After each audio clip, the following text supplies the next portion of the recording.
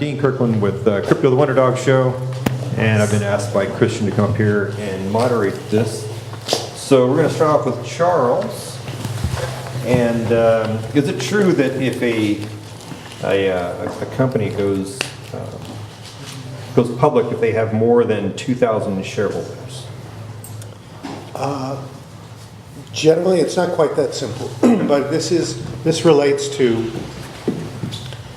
one of the things I mentioned earlier, that if you start down the road that what you're issuing is a security, it might crimp your style in terms of having your digital asset function as a digital asset.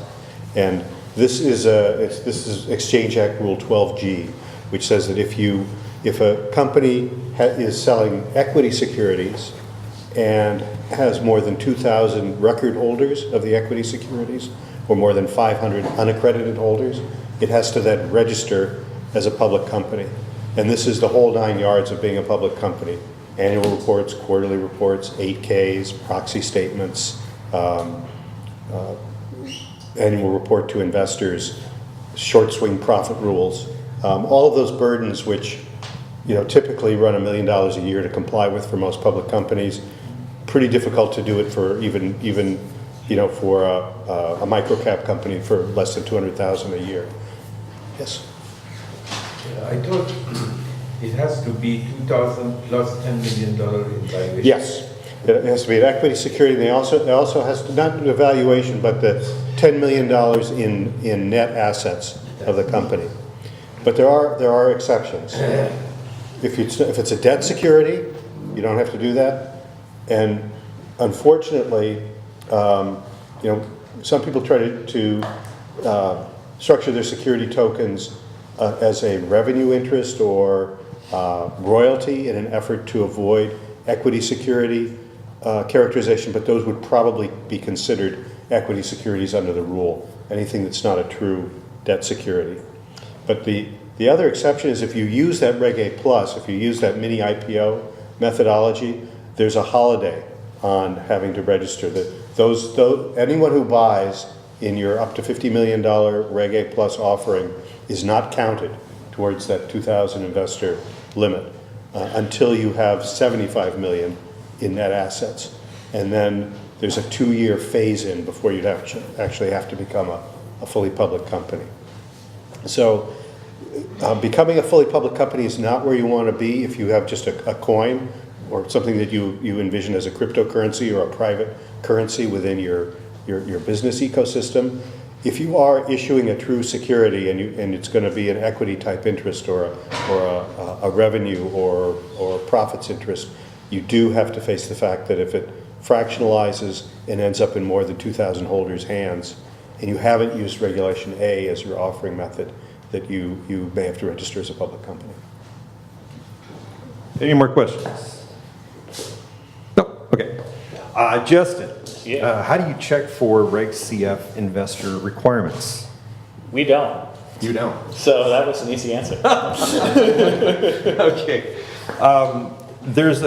What are the unique problems for systems that are blockchain and crypto based compared to traditional financing? Sure. So there's like a few things that come up if you're working in the crypto world that add some complication on top of traditional financing.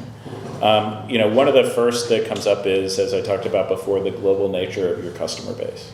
So typically when you're dealing in like a compliance world, you're working in one jurisdiction to begin with. So you have to be, for example, really good at knowing United States driver's licenses to be able to check whether or not they're real.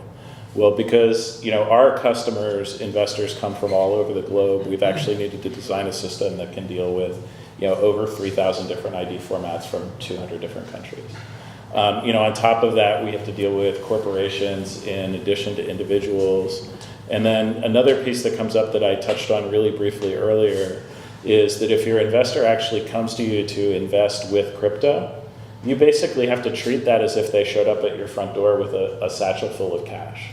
And so you have to do the best investigation that you can to understand whether or not that bushel full of cash is clean, right? And so you do source of funds investigation on what's going on. So, did this come from like a dark market or a tumbler that was trying to hide its origin as like a negative factor?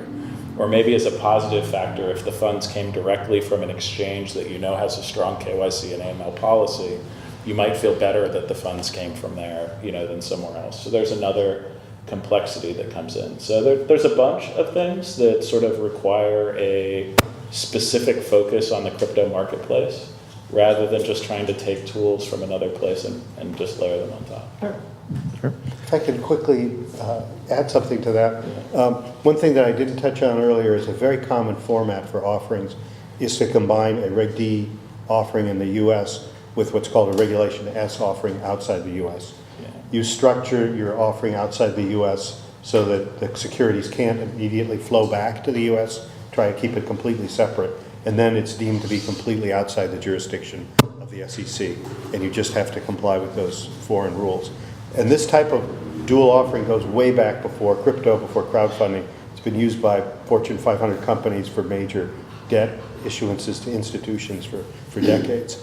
And one of the neat things about securitizing tokens or making securities smart is it actually can provide a much better way of policing that you have two separate buckets of securities outside the U.S. and inside the U.S. and that they don't intermingle. And the SEC is actually reportedly excited about that type of advantage that you can get from securitizing tokens. So that goes right into like the Yes, transfer tokenized restrictions and securities. things like that we've talked about. Yeah. All right. Any questions from? None on that one? Okay. Quiet group tonight. I have a question. In that example that you had with Indiegogo selling the real estate in the blockchain, what blockchain did they choose using that? And can you tell I me a little think- bit more about that?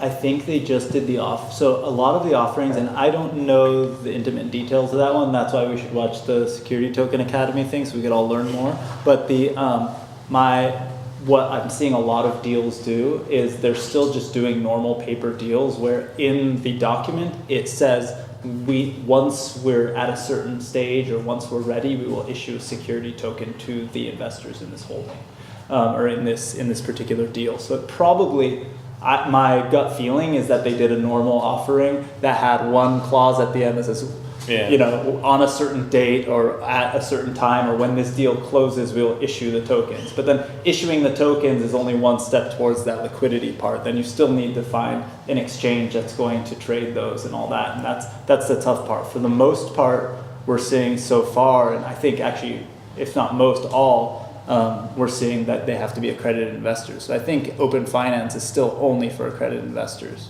as far as I know.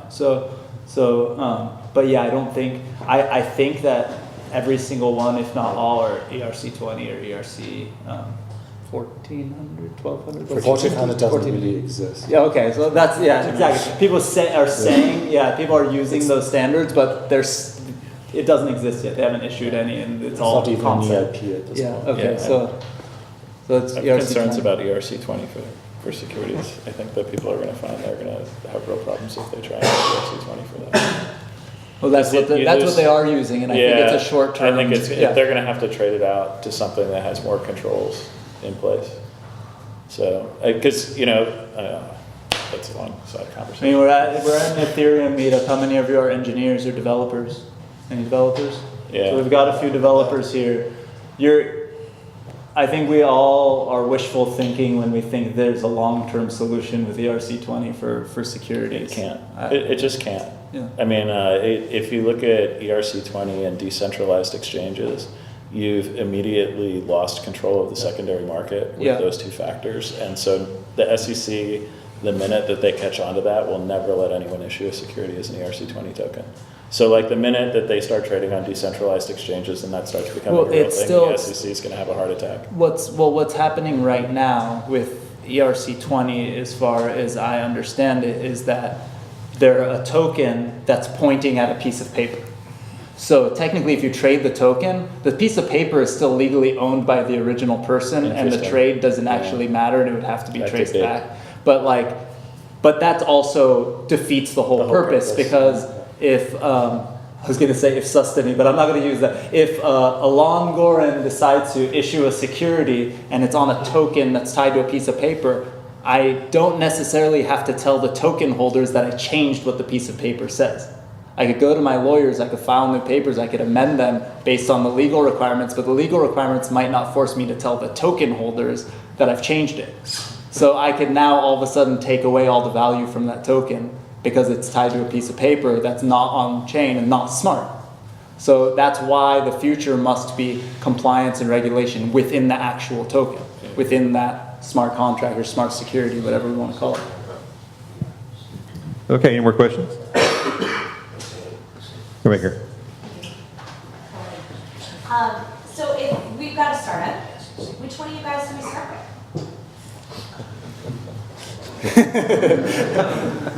And we want to think about how we're going to structure it, what we're going to do with it, tell me what we want to do. Where do we go?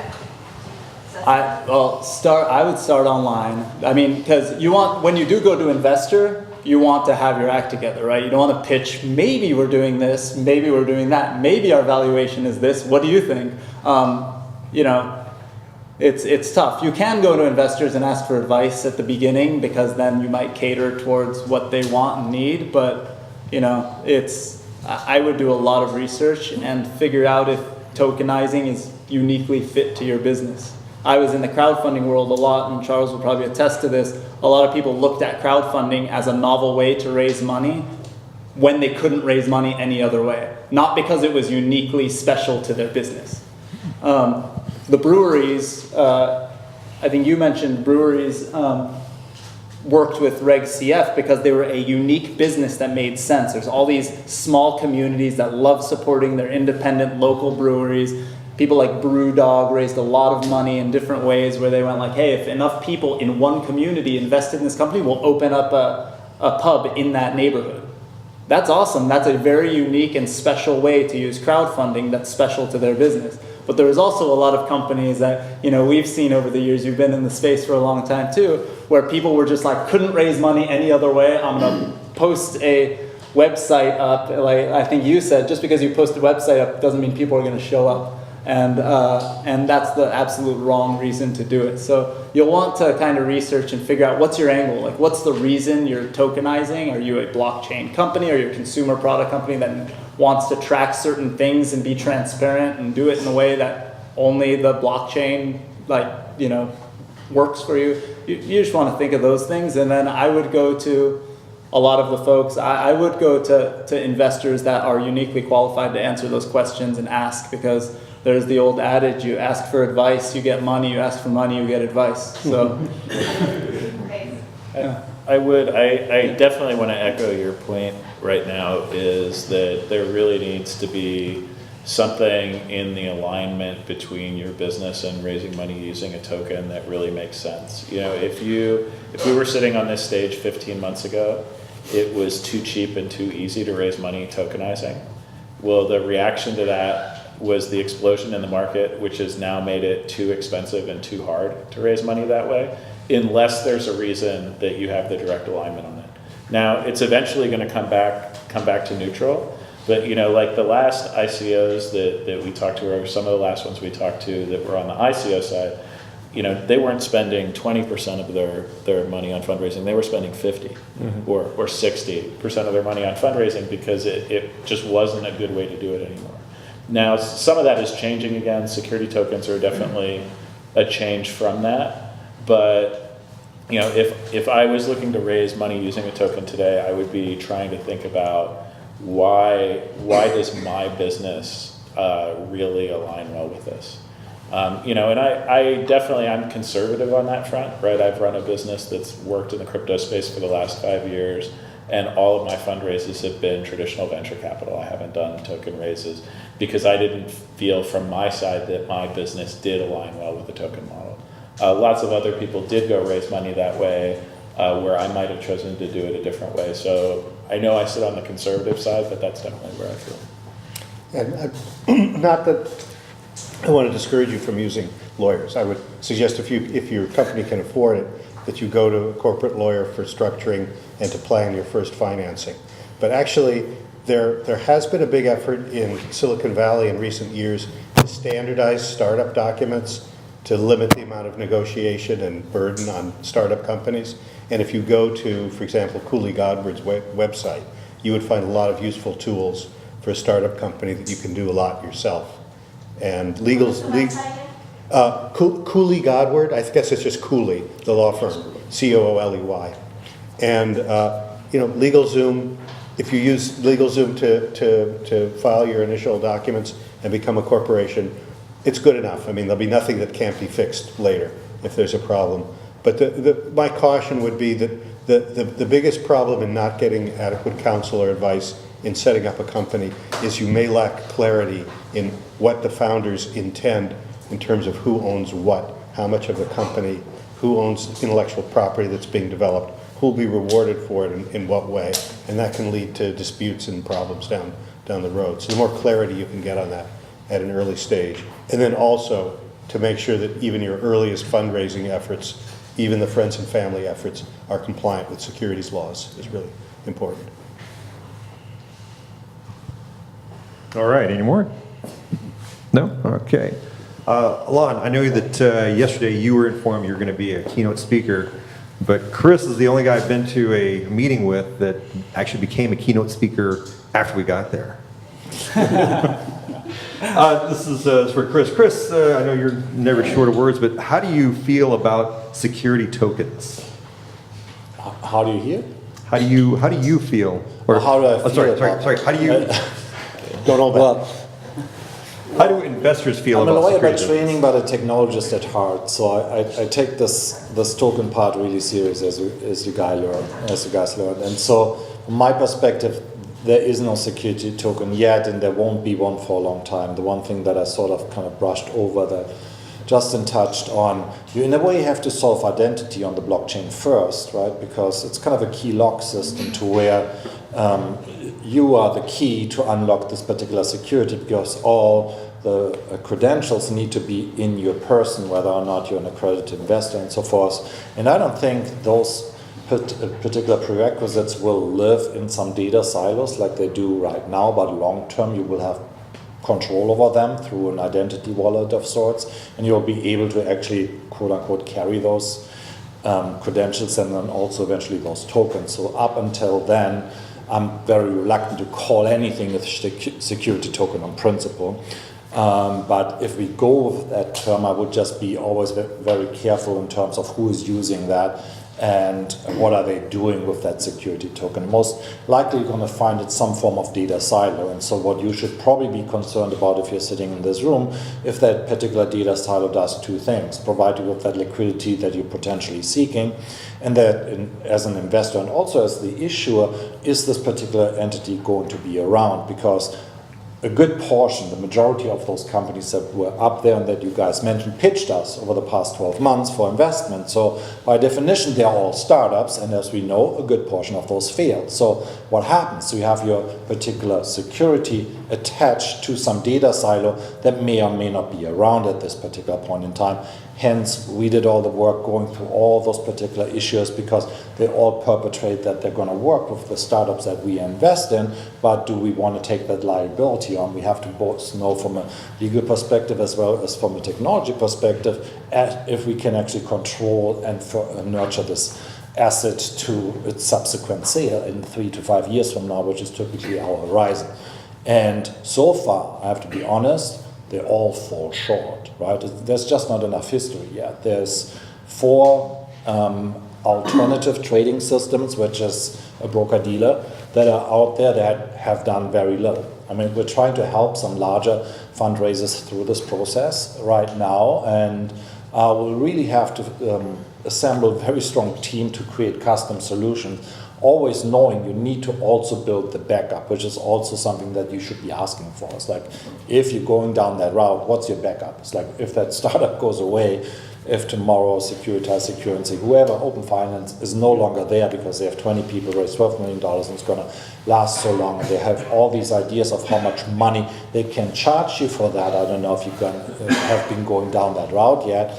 In my opinion, a lot of those solutions, security token solutions, will probably sort of be bolted on to some liquidity provider and be next to free, maybe.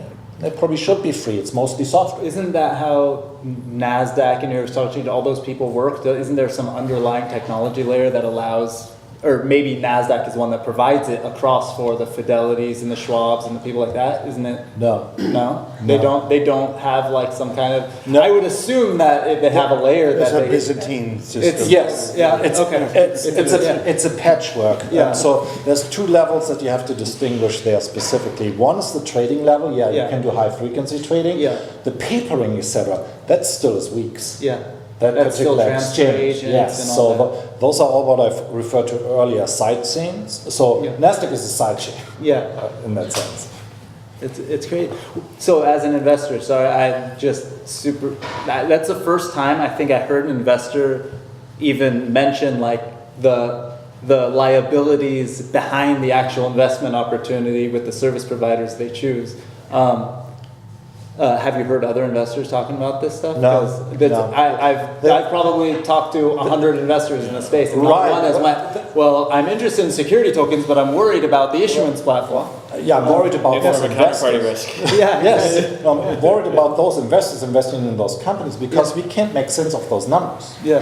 Right? Why is a company that worth that much? The old pitch does. It's like, I can make that math work because we need to see a certain return. Well, that's just welcome to startups. yeah, but If you're based in Right. San Francisco, you're worth 4 times more Yeah. than if you're based in Orange so that County. comes back. If you've never seen it, look up this fat protocol theory, which has been thoroughly debunked, although only by me. But it was this idea that the protocol itself has some form of value. It doesn't. It's software. I right? agree with you. I think the fat protocol theory is a terrible theory. Yes. I think So- that the whole reason that the internet was successful was that the protocol was thin. Exactly. And therefore it let all the value be extracted by building on top of it. If you try and extract too much value at the protocol layer, you don't leave enough value for the people that want to innovate on top of that layer, and you stifle that innovation. And I really worry about that, and I'm sorry I jumped in on that, but I really worry about that focus in the crypto space, that it's going to kill us if we keep thinking about fat protocols versus thin protocols. Thin protocols encourage people to innovate on top of you. We need thin protocols. Yeah, it's going to be more about on-ramps. So you're going to provide value by providing those on-ramps, but you can't expect too much out of that because these on-ramps are going to be further and further away from the protocol because we're going to start evolving those particular protocols to provide all those functions that these on-ramps provide right now on their sidechain. And to that extent, sidechains have use, so you can test these extended protocols, and maybe you provide a useful one that then gets adopted by mainnet and forked into mainnet. But I'm always worried when I see people already calling it a protocol. I think that really turns off the developer community.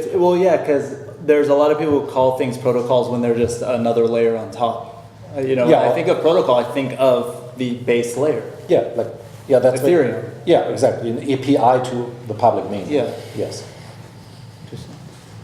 All right. Geeky. Any questions for Christian?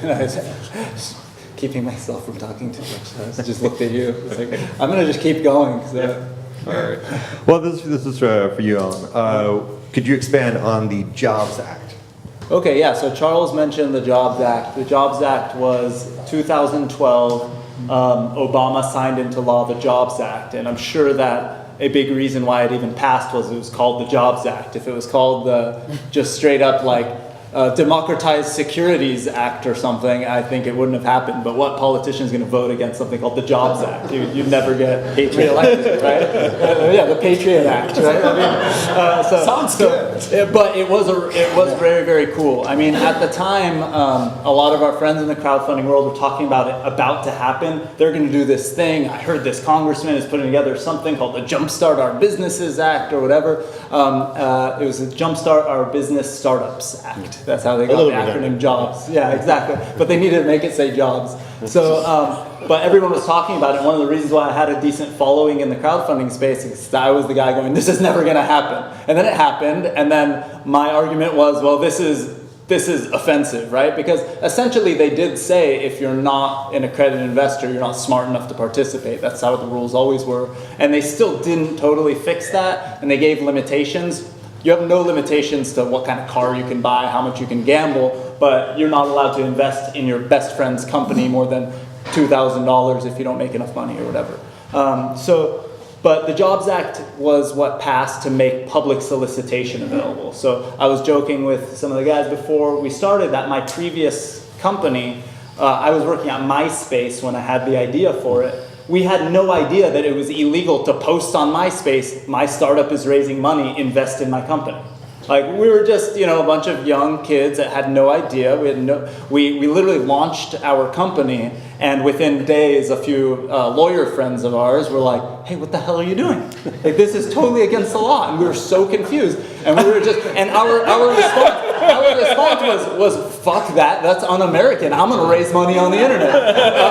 Until we realized that it's not like, we thought that, what's gonna happen? We're gonna get a fine or something like that. But what we found out is that, capital crimes like that are actually like jail time. So that ended very quickly, and we became a service provider for people doing like the crowdfunding stuff, like the Kickstarters and the Indiegogos, because that's what was legal. And Kickstarter and Indiegogo probably wouldn't even be around if it was legal to raise money online, because that was the original premise of that whole generation. But the Jobs Act are made what the basis for what we're doing with ICOs even possible. Right? Verify Investor, the tool that Jor, one of his partners, created to verify investor status on the internet, became a thing because you were allowed to now publicly solicit. And if you didn't use a party that was licensed, that had the actual lawyers verifying accreditation status, the onus of checking that was on the startup. So the one thing that changed when those rules started was that if I publicly raised money on the internet,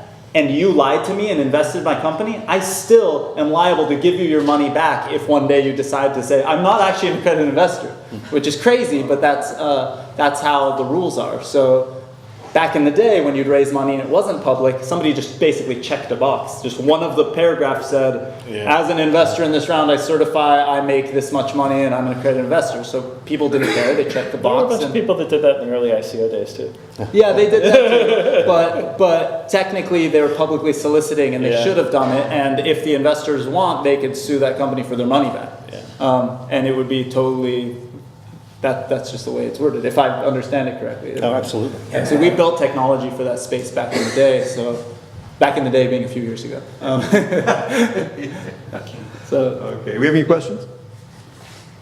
Alana, is Onera going to handle voting rights and different things like that as well? So the idea of Onera and the concept is to create a framework for nodes to exist on the platform and for nodes to be incentivized to participate. So, for example, in the United States, there would be service providers like Netkey that do certain things, right? And in Bulgaria, there might be another company that does it, and in somewhere else in the world would be a different one.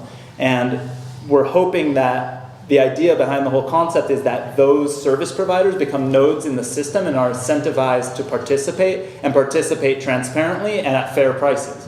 And so imagine this world where there are nodes that are financial institutions that bring a deal to the platform. So Goldman Sachs has a certain amount of cachet, and they're basically doing what we call KYA, which is know your asset. Because technically these platforms, like we were joking about before, I could have a piece of paper, I could change that piece of paper. There's a protocol, not to talk trash, but there's a protocol or a service out there called Ravencoin right now for security tokens, where they're trading and they're saying they're one of the first security token platforms.